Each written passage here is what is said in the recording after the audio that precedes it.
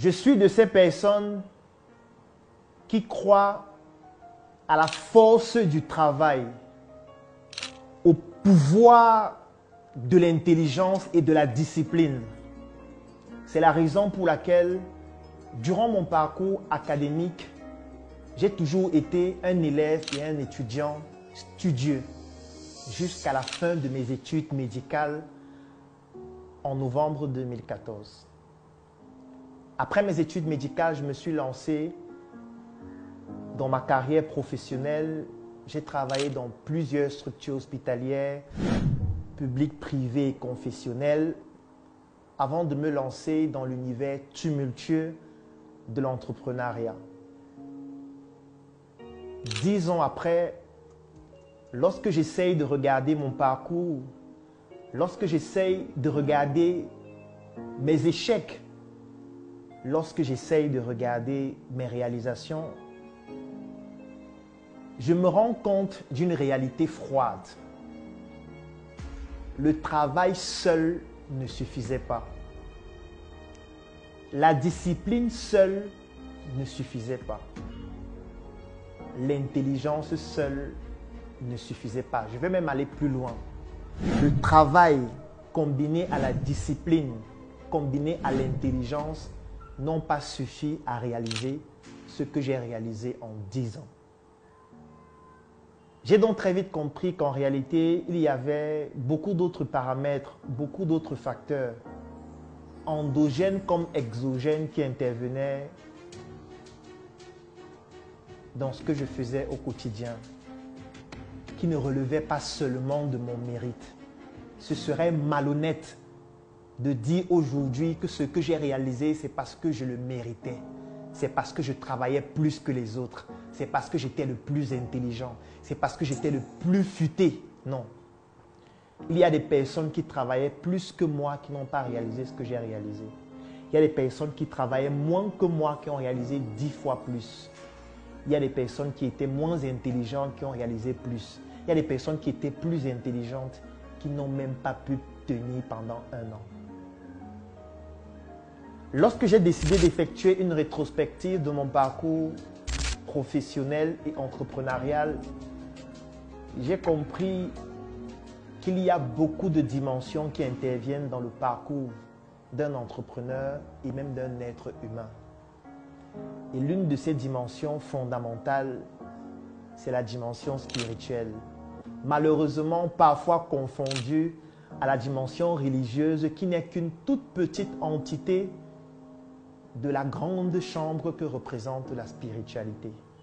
Si la spiritualité était une villa, la religion serait la piscine, c'est-à-dire juste une partie de cette spiritualité-là. Là, je parle en tant qu'un ancien servant de messe, un ancien lecteur et un ancien pensionnaire du petit séminaire. Et c'est parce que j'ai compris que beaucoup de personnes se trompent en pensant qu'il suffit de mettre 95% de ses efforts sur le travail, sur la discipline, sur l'intelligence, sur la lecture, sur tout ce qui est valeur importante, bien évidemment. Mais lorsque ces personnes n'obtiennent pas de résultats, elles se disent qu'elles sont malchanceuses, que peut-être elles ne travaillent pas assez, que peut-être il faudrait qu'elles puissent dormir moins, ou alors peut-être qu'elles n'ont pas de relation. Alors que parfois, votre plus gros problème, c'est le fait que vous avez négligé la dimension la plus importante, la dimension qui vient avant les autres, la dimension qui contrôle nos actions, qui contrôle nos pensées, qui contrôle nos émotions, qui a une influence importante sur nos réalisations. Et cette dimension, c'est la dimension spirituelle. Et parce que je sais que parfois c'est un sujet tabou, parce que parfois beaucoup de personnes confondent des concepts, confondent des notions, que j'ai donc décidé de publier cet ouvrage qui s'intitule « La spiritualité dans le monde des affaires, guide pratique pour les entrepreneurs africains ». C'est un petit guide qui fait un peu plus de 100 pages et qui est accompagné de plusieurs vidéos support ainsi que d'un accompagnement personnalisé qui vous permet de plonger en immersion dans ce que c'est que la spiritualité et surtout son application dans le monde des affaires, surtout si vous êtes un entrepreneur africain. Si vous souhaitez en savoir plus concernant cet ouvrage, si vous souhaitez maîtriser comment intégrer la spiritualité dans vos affaires, je vais laisser un lien dans la description de cette vidéo et en commentaire ainsi qu'un numéro de téléphone. Vous allez remplir le formulaire ou contacter directement sur WhatsApp et demander que vous souhaitez bénéficier de ce guide pratique ou alors de toutes les offres qui s'accompagnent de ce guide afin que je puisse vous partager mon expérience et vous permettre de vivre votre propre expérience. Parce qu'en spiritualité, il n'existe pas de guide, il n'existe pas de prêtre, il n'existe pas de pasteur, d'imam.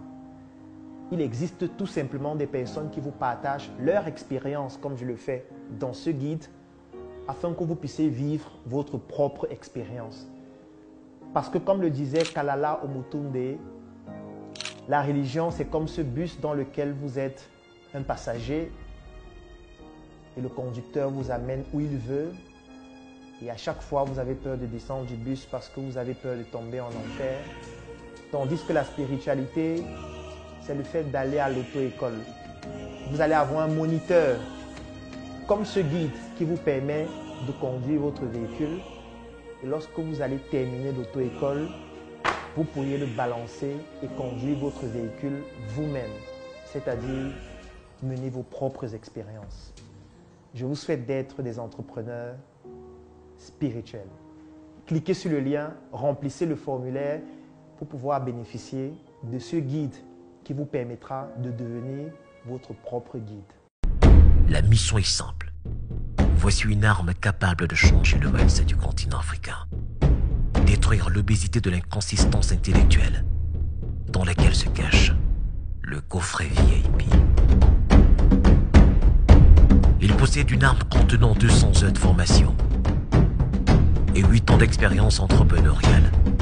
Recevez le pouvoir de devenir une meilleure version de vous-même. Armez-vous de cette clé pour une réussite entrepreneuriale.